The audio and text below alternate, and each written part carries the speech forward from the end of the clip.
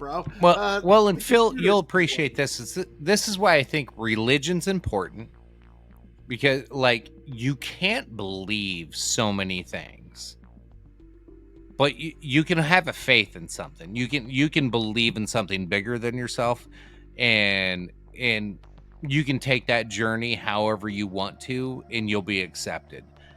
However, when you get into other communities where it's like scientific, mathematical, like all these other things, it's such a battle and such a fight.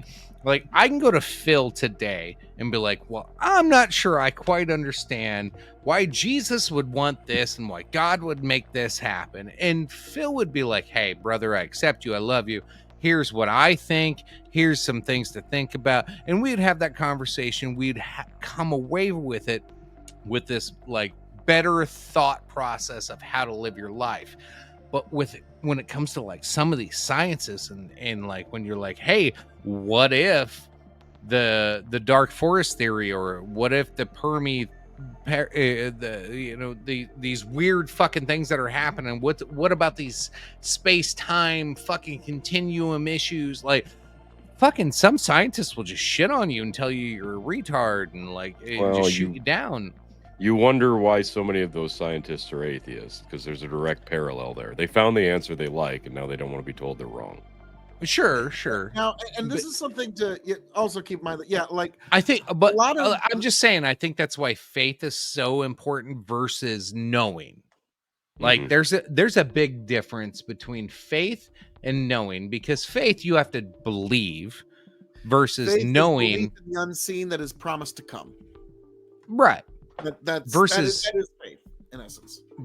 Versus like science, where you just know because mathematically it tells you these numbers and tells you these things, which is most of the time they're right. And yeah, you can run through all kinds of stuff, but the farther you run through it, the more questions you have, and the more questions you can't answer, and the crazier it gets, and then your mind just blows, and you have to go somewhere. The Big Bang Theory was actually thought up by a Catholic Jesuit monk. So and now it's widely accepted. Before that, scientists had this nonsense theory. Oh, the universe just always existed.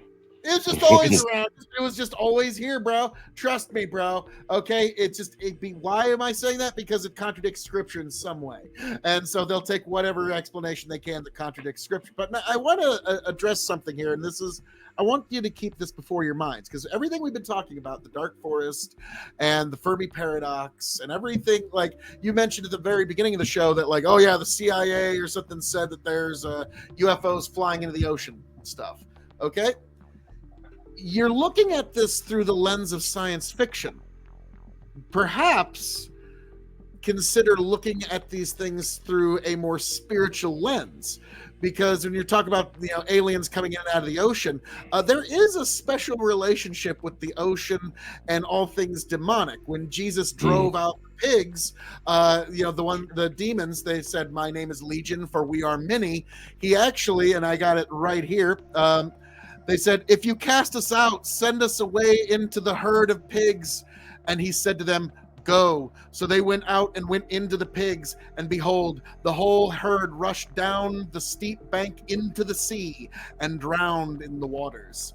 So what you might think is actually some sort of extraterrestrial life, rather than looking at it through the science fiction lens like our media and like our schools and like our entire society and culture has trained us to look at it through, perhaps folks try to look at it through a different lens, perhaps a spiritual lens, and there you might actually yield more answers than you think.